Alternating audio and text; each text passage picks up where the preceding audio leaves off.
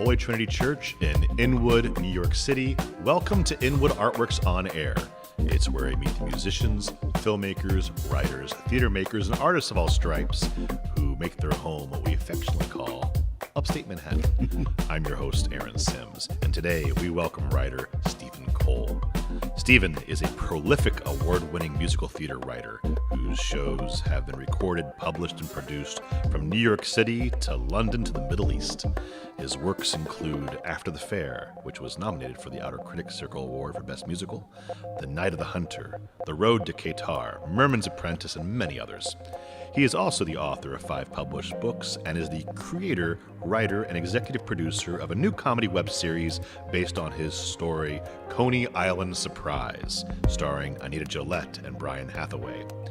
The pilot has been chosen as an official selection for this year's Inwood Film Festival and has played at the LA Independent Shorts Festival, where it won several awards. We're going to talk to him about his work on the stage and behind the camera and so much more. But first, let me welcome you, Stephen, to Inwood Artworks On Air. It's great to see you. Thanks for being here. Great to see you. This is wonderful. So, Stephen, you have such an accomplished resume from stage to screen. I wonder, how do you get it all done?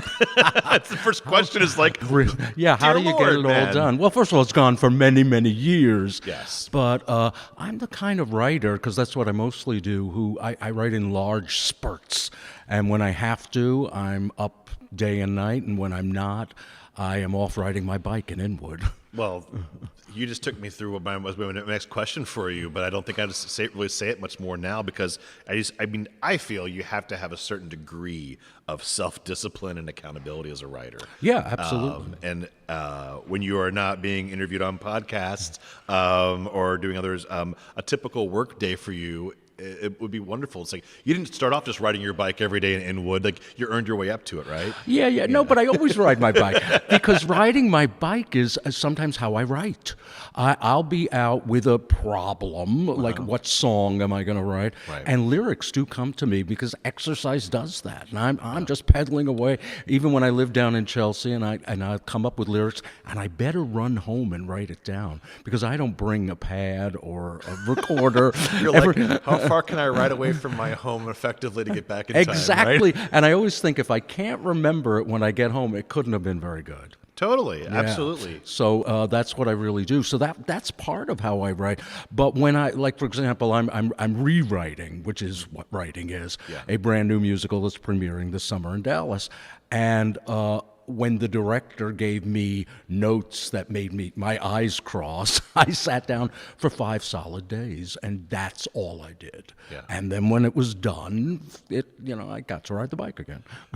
Roughly, how many projects do you balance at one time? Are you a multitasker, or do Yeah. you focus on one at a time? No. I have to balance a lot because right now the main thrust is the new musical that's opening in July. But Can you tell us what it is?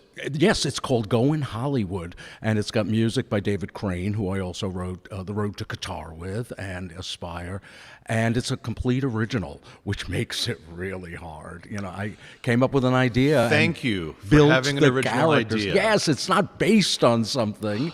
It's just, it came out of the heat of my crazy brain. And it's been developing for at least 7 years in my brain and in readings and workshops. And finally, it was supposed to premiere before the pandemic, and now it's finally premiering in Addison, Texas, North Dallas. And it's kind of a strange time travel piece about 2 writers who have a wish to live in 1949 Hollywood, and they get their wish, and they find out there's a lot more to 1949 than just Singing in the Rain. Yeah.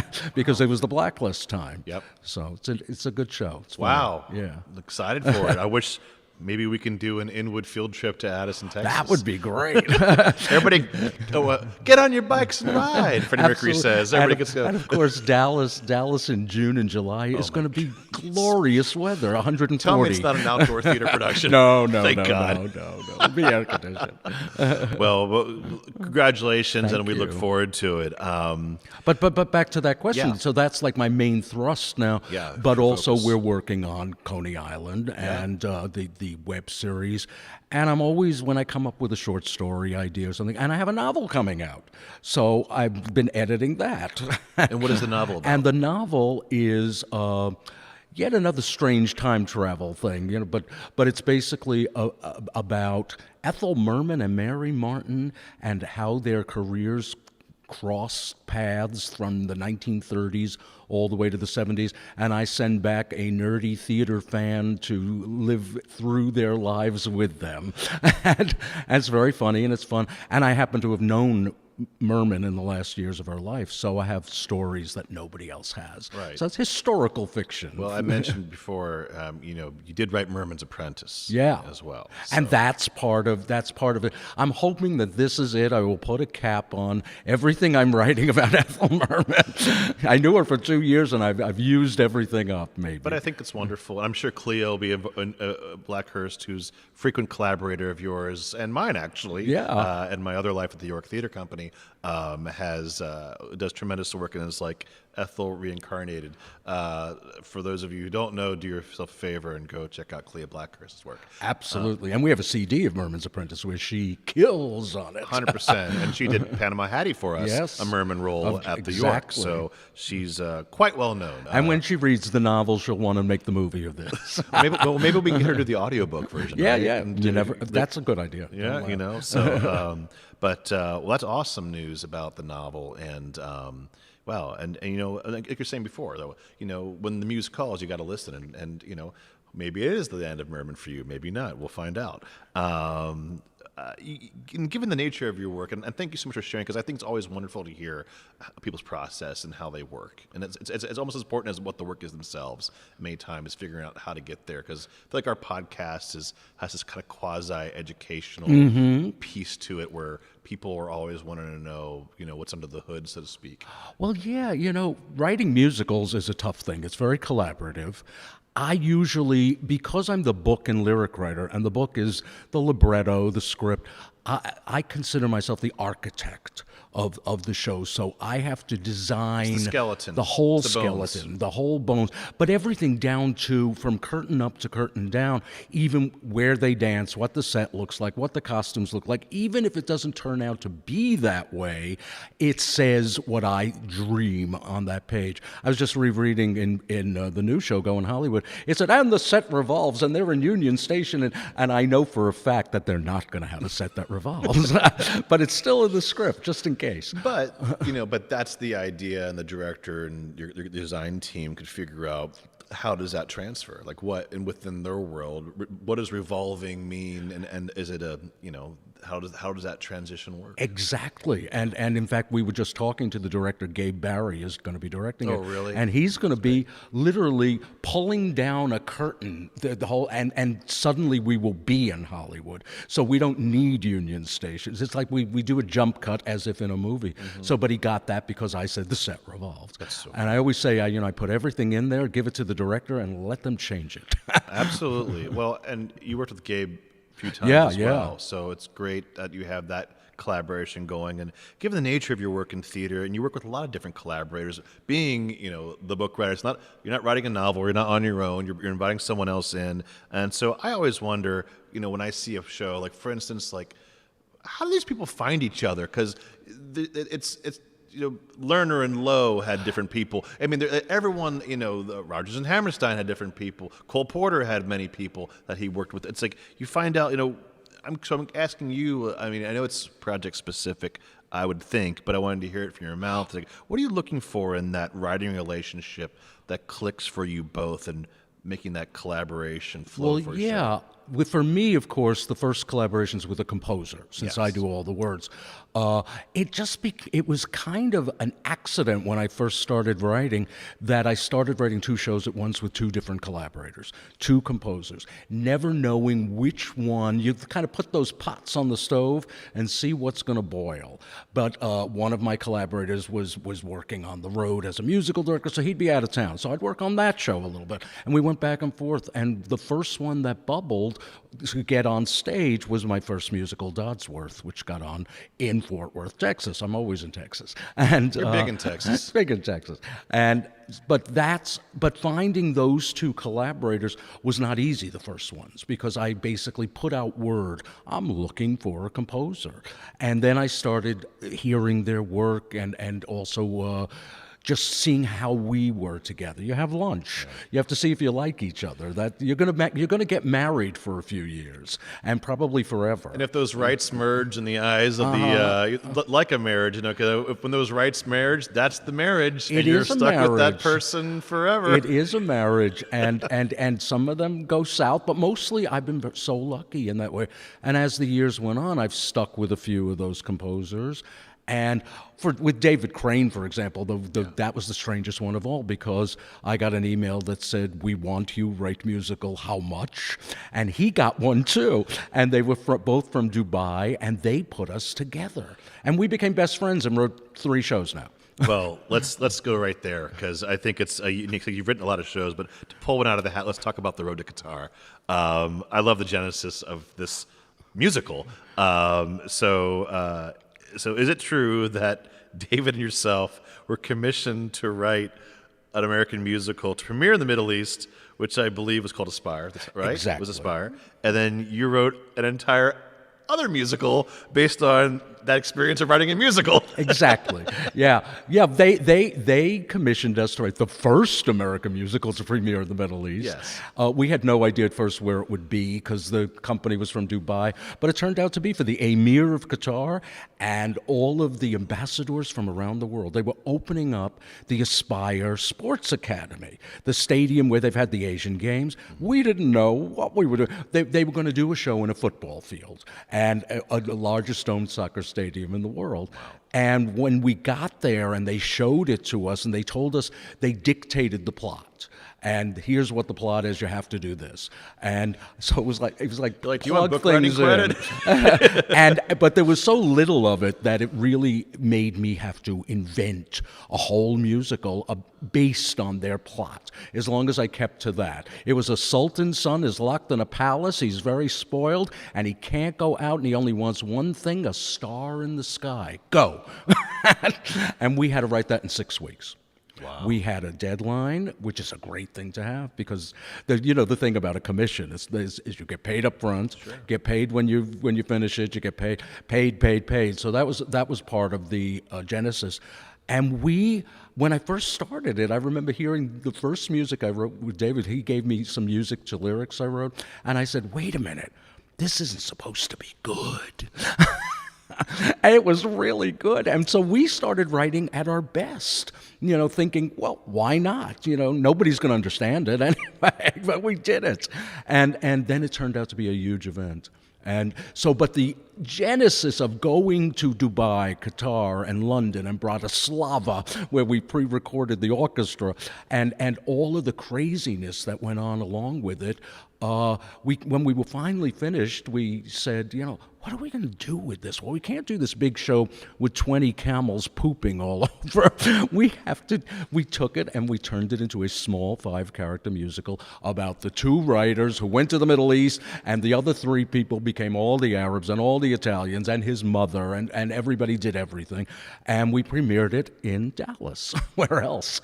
And then it came off Broadway to the York Theater, where it did very nicely. We got a CD out of it. Then I went to London and the Edinburgh Festival, and it's played lots of places. We're ready for a revival. It's the most un-PC show since the Book of Mormon. Oh my goodness. Well, I love that story. I think it's amazing, and I would pay money to see that show again. I think we need to do it again. I think it'd be great. David and I were talking about it. This time we might have to. Well, it's hard to cast when people double as a million things. You can't actually cast only Middle Easterners. Right. You can't only cast Italians. You can't only cast Jews. So we kind of throw it up in the air. Where are you right now with that with your shows? Because this whole huge push towards diversity in casting and colorblind casting, but same time, some shows you absolutely call for it. So just curious about your work. Well, I'm all for colorblind casting, But that's not where we are right now either. That sort of feels like yesterday, and yet we're still in a little bit of yesterday. We're going to Texas, and certainly we've got a diverse cast there, but we've had some trouble getting as diverse as we would like to get it. We would love it to be more diverse, and what we found in places like that is African American actors do African American shows, and they don't necessarily do the white shows. And that's an interesting thing because we were ready to just throw it up in the air and do our show. Yeah. And New York's a different place. It's different. But when you go to the regions, sometimes, well, I just did one of my shows, Saturday Night at Gross Singers in Sonoma, California, great for wine. And they told me, they said, we don't have any Jews to be in your show. And I said, I don't care. Yes, it's about Jews, but I don't care. Otherwise, Fiddler on the Roof would never be done. Right. That's never bothered me. But we are in a big transitional phase now where ethnic. I'm an old white guy, and you know what? I'm not allowed to write characters that are outside of my realm at this point in time. That's a whole other subject. I think the word that you may be searching for, and tell me if you are, is authenticity. Like there's a bit of societal authenticity that are saying in the industry is saying we want you. Old Jewish man to write the old Jewish play. We don't want the non-Jewish man to write the Jewish play. And that's crazy. Right. That's what I'm saying. Yes. Because it would be crazy. Historically, so many great works of art would never have gotten written. So I have my opinions about that. Yeah. But I'm not going to be stupid at this point in my life to sit down and write Porgy and Bess. Well, exactly. Right. Well, I think there's. Yes, I think there's a time and a place for everything, and also it's important to pay attention to what moment we're in, right? And so we can all work together and figure out how can we do these shows. And unfortunately, there are certain shows will never be seen for the formidable future that are just wonderfully funny shows that I'll just say are not very PC these days. And what is? I mean, yeah, but what is PC? I'll tell you, I do comedy. So let's say if Mel Brooks would never have had one movie on the screen if he was writing now. Blazing Saddles had never been made today. Never, and it's still hilarious. But oddly enough, they just came out with History of the World Part 2 as a series on, I think, Hulu. Yeah. I haven't seen it yet. No, I haven't either. But I'm like dumbfounded by that, right? And I'm just like, how could you make history? I mean, remember Gregory Hines in History of the World Part 1, hilarious, super off-colored jokes, literally about color. Right. And I'm just, it is a bit of a head scratcher, right? Yeah, this day and age. We're at at a crossroads. Yeah. So we'll see where it goes. Yeah. Kind of going back a little bit, talking about writing in general, and crossroads, and you said you've been writing forever. And I'm in the musical theater world as well as amongst other worlds. But this climate conversation we're talking about where we are right now too is that, how does one get their chops these days in writing? And I feel like there's been very much an institutionalized way. You have to go to the MFA program. You have to go to the BMI workshop. You must have your passport stamped by all of them, and then make sure you, I don't know what, intern at said regional theater or make coffee for said writer. What advice can you give the young writers striking out this day? Because I feel like it's a very strange time. I feel like it's been like writing for musical theater, specifically on Mistake, because I produce it, has been very institutionalized. I think you're absolutely right, and that's not the way it was when I started. My first show was produced in 1995. I had a star. I had Hal Linden. I had Dee Hoty. But Hilarious I people. just started to write. I started to write when I was 15 because somebody else had written a musical when I was an actor doing summer stock, and I said, well, I can do that. Yeah. And I just started to do it, so I taught myself. Now, of course, the biggest thing, I was so lucky that Broadway musicals were all over the place, and really great classic works were being done. So every time I went to see a Sondheim show, I was learning something really big, and I'd go home and I'd try to emulate that.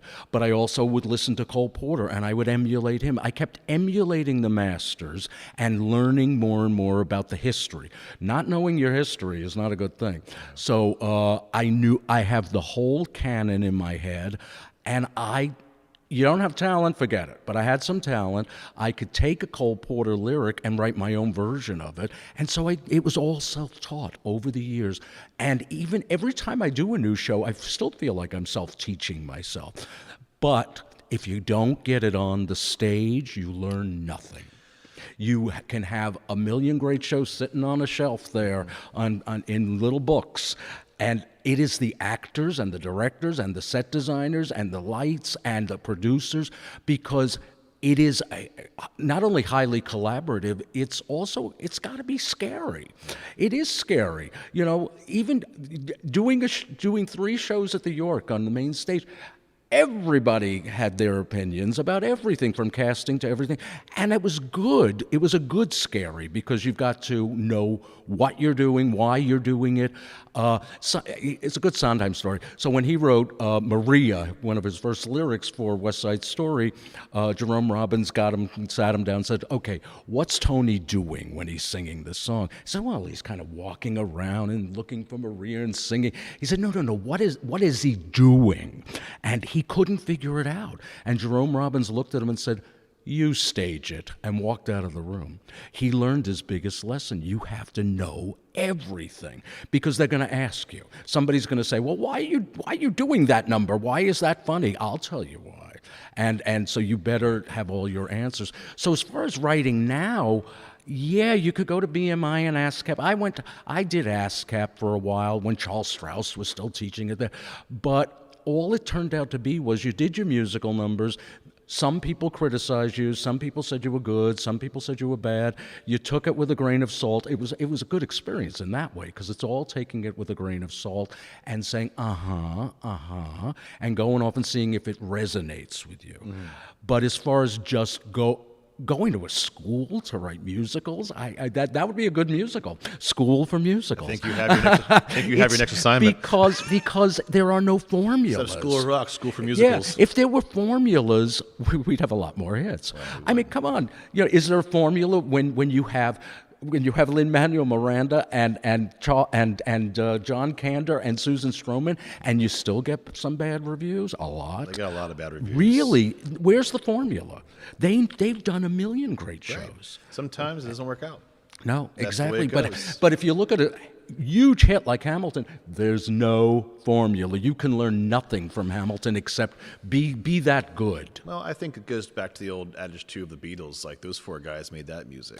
Yeah. Right? It's like, well, then...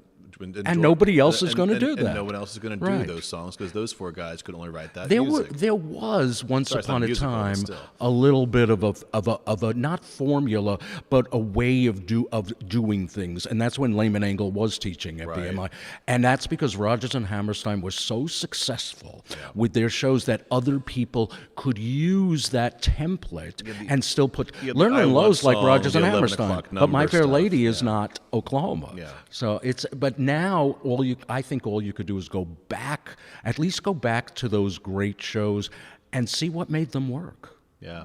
Well, I think, and that's true, and then find out what your voice is in that. Yeah, and then it's your voice. Like you're saying, it's like, you know, you can doodle with the Cole Porter lyrics and make them your own. I mean, our contemporary guy, believe it or not, I will say the best musical lyricist might be Weird Al Yankovic right now in our contemporary society. I mean, the guy's still going, and how many songs has he sent up as satire?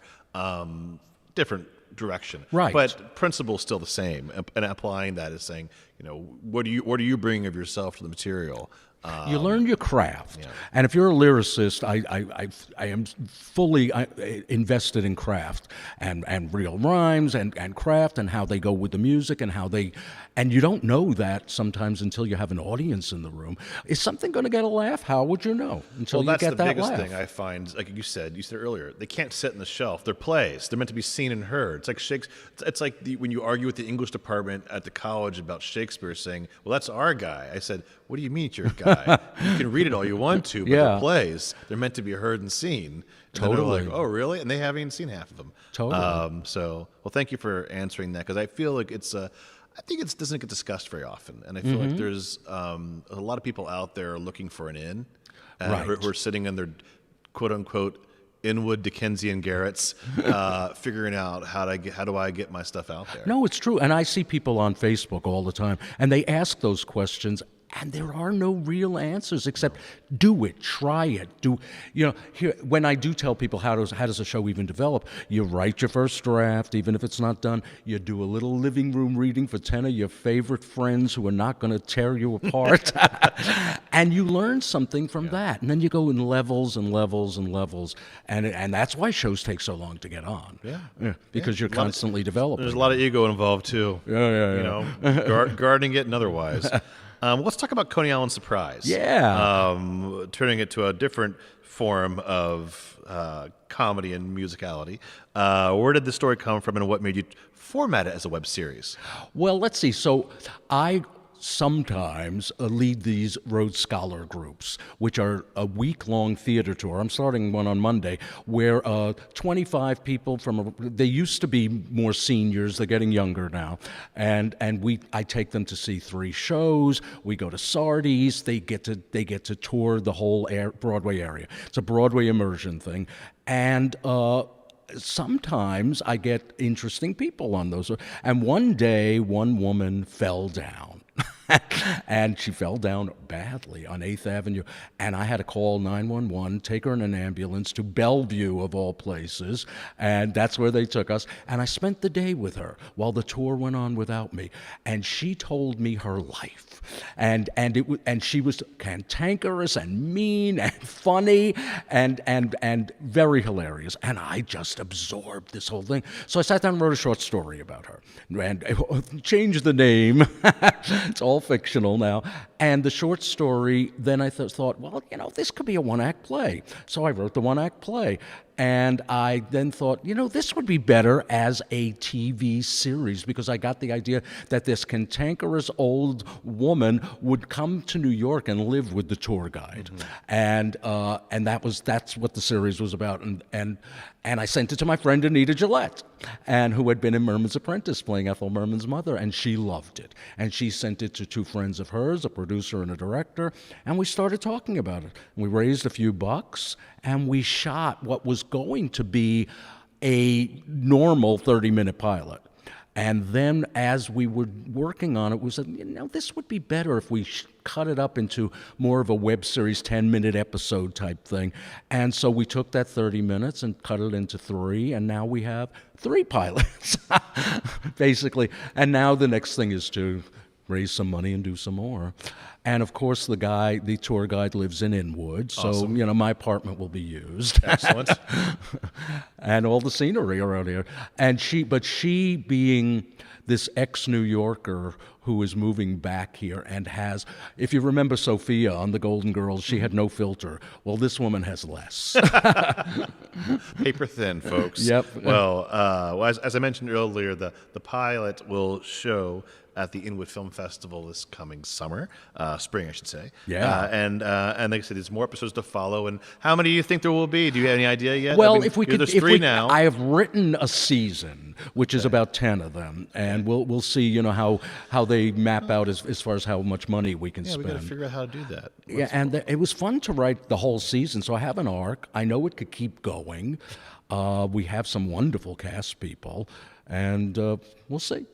Awesome. It's a lot of fun, and it's a lot of fun not to worry about here comes a song, Right? in a musical. Well, say, will there be songs? Well, we wrote one. Of course, we wrote a tiny little 30-second theme song about Miriam. That's the old lady in the show. Okay. We're going to put it at the end of the 3rd episode. So when that gets shown, we'll have that. Anything you've learned about writing for this web series, Cutting It Up?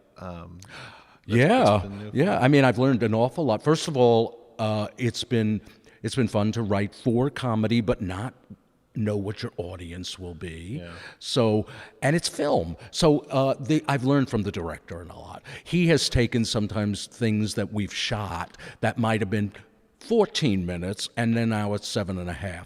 And he'll send it back fearful that he's cutting any of my wonderful dialogue, and I'll go, that's great.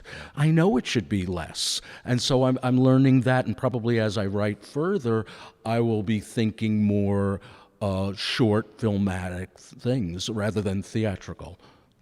Awesome. So, yeah, we had a long monologue for Anita. That would be wonderful on the stage. Tragic monologue. It's now, a minute. Yeah, but I think thank you for answering us so honestly, because I think people need to hear that how the format and the medium is It changes important. you. And you have to keep asking your questions. Who is your audience, and what are these story points that people can understand, right? Absolutely. And how they may or may not land. And film is people are watching it on their phones. They're watching it on a big screen coming up. Yep. But it's and honestly, watching it with people's tons of different time, totally different experience than watching it with yourself on your Netflix or whatever it is, or whether it be in a live theater too. So yeah, just different ways of approaching the mediums. No, I'm really excited that we're going to have a real audience. That's going to be something. It was only shown once with a real audience, and I wasn't there, but I heard that the laughs went over the next lines, and I went, "Oh, that's interesting." How do you fix that in the future? Well, that's that is a whole. It's a whole separate thing. That's like a little edit thing where how do you get them to still laugh and not get rid of the next line? But we'll figure that out. Yeah. But in this case, yeah, you're right, on the phones. That's the attention span. That's why we're thinking 7.5 minutes. Yeah. That's great. I'm on the subway. I can see 3 of those. And that's what our dream is. Well, we're looking forward to it. And just to recap, you have the musical premiering in Dallas coming up. Yep. You have the web series. Anything else on the horizon? The novel's going to come out. Yep. Yeah, Merman, yep. I'll be holding the books and selling them in the street. Well, we'll do our best to get the word out, and we're doing it right now. So, Yes. Stephen, I'll thank you again for being a guest here. And where can we send people to find more about your work? I have a website, yes, www.stephencolewriter.org. That's with a PH. So all one word, stephencolewriter.org. There you go, folks. You have your marching orders, and we'll put that link into the description of this episode so you guys can find them easily, okay? But thank you again, Stephen. This was fun. Thank you. My pleasure. My pleasure. This is Inwood Artworks On Air Artist Spotlight episode, where we meet the musicians, filmmakers, writers, theater makers, and artists of all stripes that make their home here in Northern Manhattan. If you have a moment, please show us some love right now by rating and reviewing this podcast on Apple Podcasts. It really does help. Many thanks to the Church of Holy Trinity here for hosting us in Inwood, and to HideSites.com for Uptown promotional support. And you can support On Air and all of our Inwood Artworks programming by making a tax-free donation to inwoodartworks.nyc/donate or via Venmo at Inwood Artworks. You can support On Air and all of our programming here, and follow us on social media at finding about the Inwood Film Festival and Filmworks Al Fresco and our pop-up art galleries and live performances and so much more. Inwood Artworks On Air is proud to be supported in part by public funds from the New York City Department of Cultural Affairs in partnership with the City Council. And Inwood Artworks programming is made possible by the New York State Council on the Arts with the support of the office and the governor of the New York State Legislature. From the top of Manhattan and the bottom of our hearts, thank you so much for tuning in. This is Aaron Sims for Inwood Artworks On Air.